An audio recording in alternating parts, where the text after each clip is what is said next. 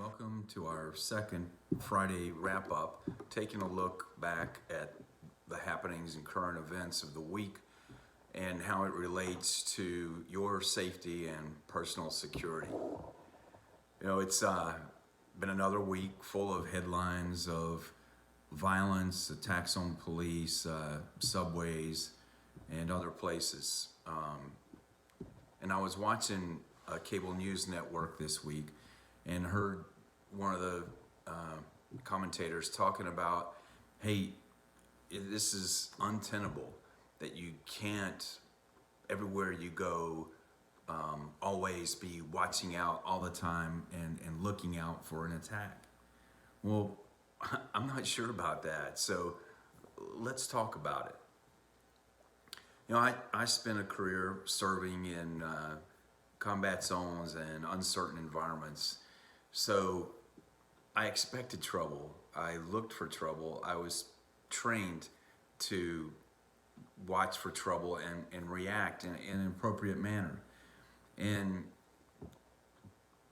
But at the same time here at home, things were, you know, we consider them relatively safe. That it's true that always and at any given time, there are a certain number of people that might be criminals, they might be people mentally disturbed,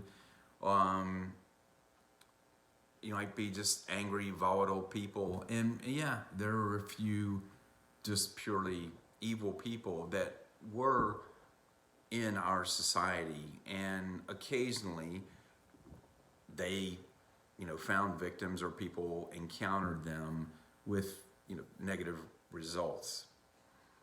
But a lot of that in a time where we had different society and different expectations of civility, moral, and obedience to law and order, that you could limit your exposure to potentially violent circumstance. How, you know, we all knew the places that were the seedy bars or clubs, places that, hey, there's a lot of fights, bad things happen there. So if you go there, you know, that's taking a risk. You know, I spent a few years, let's say, frequenting those type of places, and so you know how that, many of you will identify with how that goes. And then there's also the thing, a limitation of time. Hey, I always say bad thing, you know, when you're a certain age, you think something good might happen between midnight and 2. Well, that's when all the majority of the bad things happen. That's when, you know, more people get assaulted. That's when more people get killed either by a drunk driver or driving drunk. That's when more police are out. Why? Because more drunk drivers are out on the road. So you could, you know, people that wanted to do harm kind of remained in certain areas, and you could really limit your exposure to potential violence by, you know, where you went and what times you went. But that's not true anymore today. Today you could be anywhere. And I think one of the things that insults people and shakes them to their core now is that when we see somebody get pushed in front of a subway train, or killed while riding a subway, or walking down a sidewalk and being assaulted or stabbed,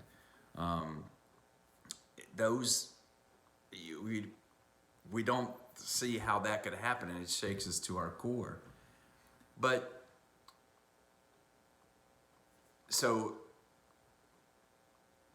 what I want to talk about is how you do prepare for that. I disagree with the commentator's proposition that you can't watch out all the time.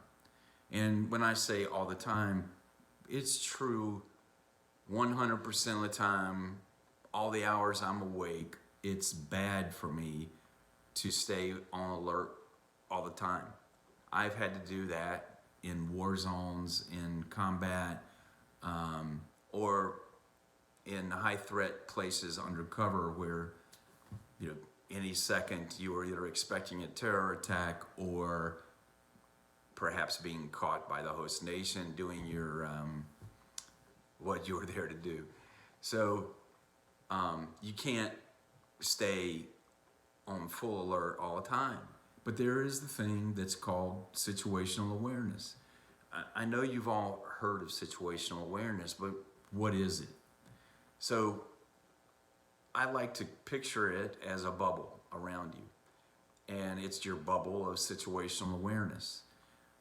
That bubble represents the sphere of where you can perceive things that might become potential dangers.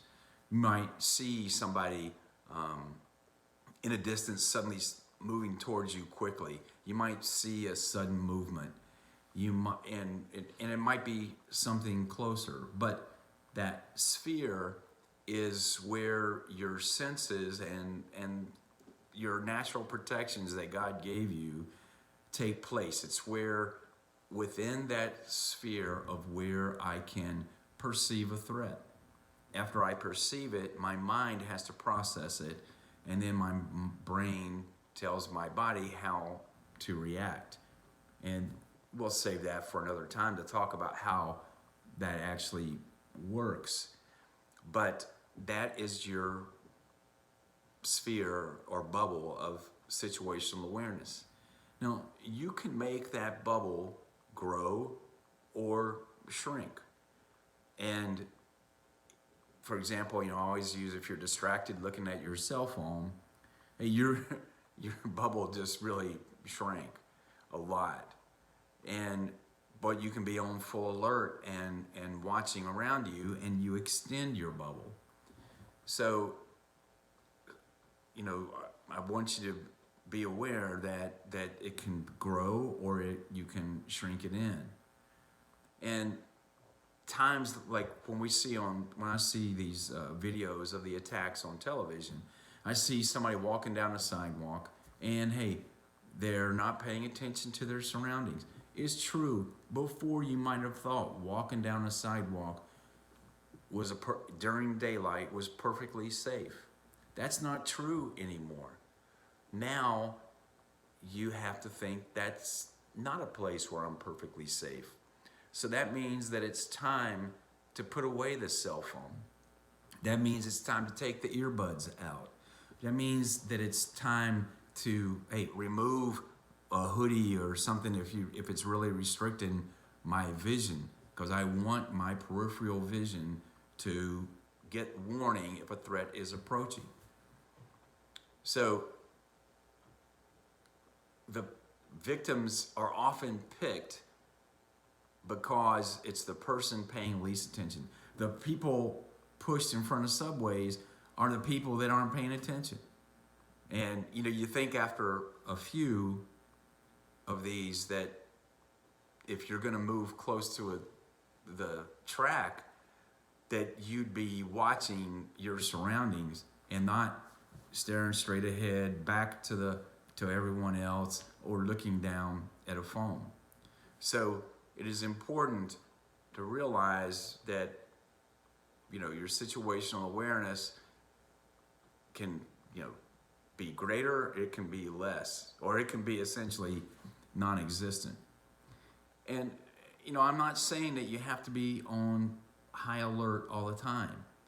I like to divide your level of alertness and how I govern my level of situational awareness by assigning it the 3 colors. Green is for a green condition is, hey, I'm at home, like right now.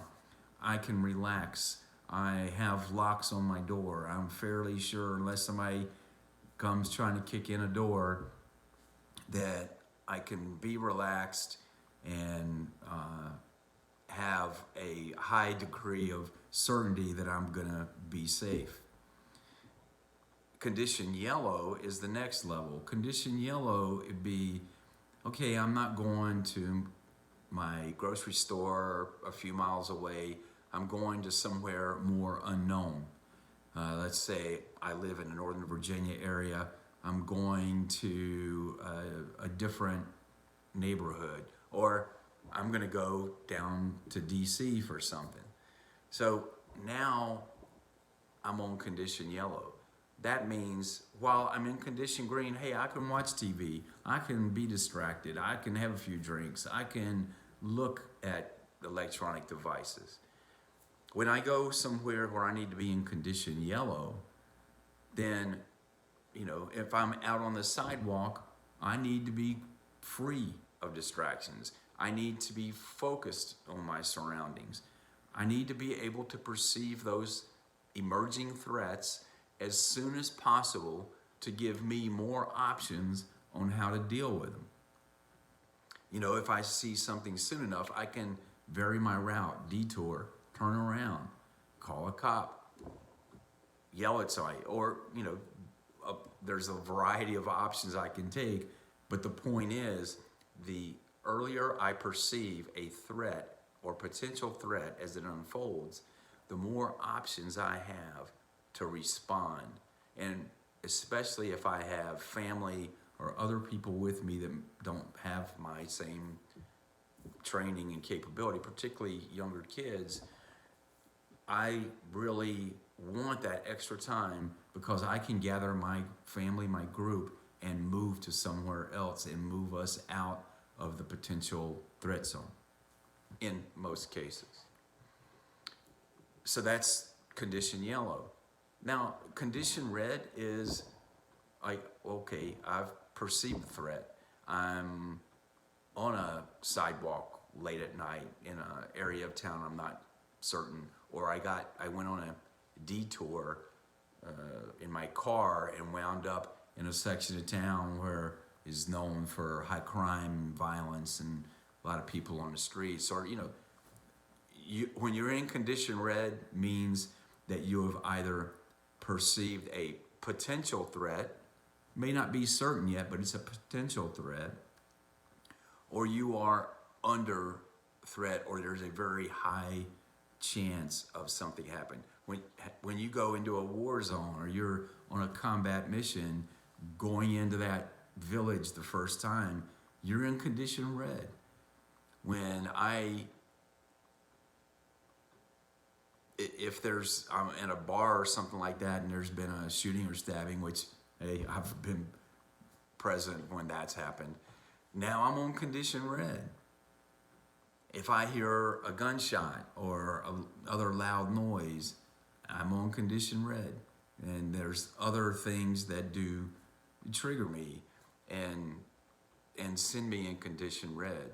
But in condition red, now not only is my situational awareness really extended, but I'm actually looking even in great detail at the things and people around me up close and looking for that minor movement of a hand or a sudden move of the head or shoulder that might indicate somebody's getting ready to attack me.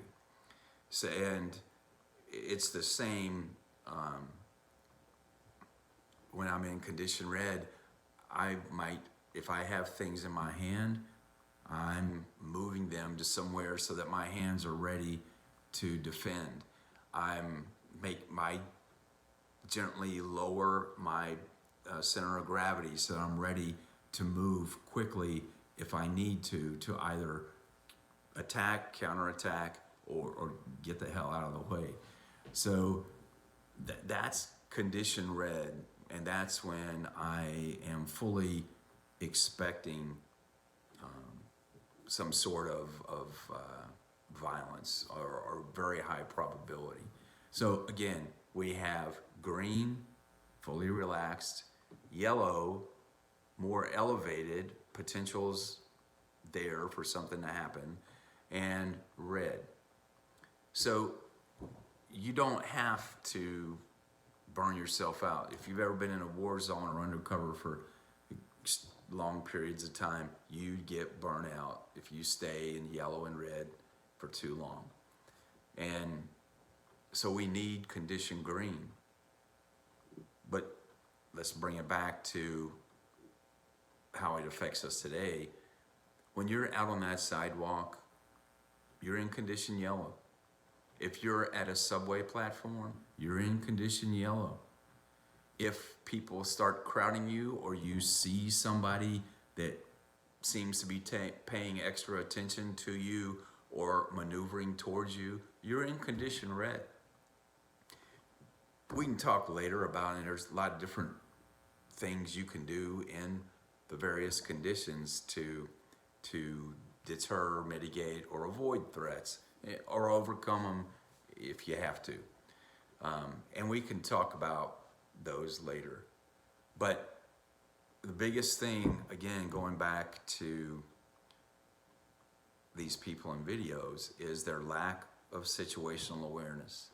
And I think the ones that bother me most are when I see them distracted, when they should otherwise be paying attention to their surroundings.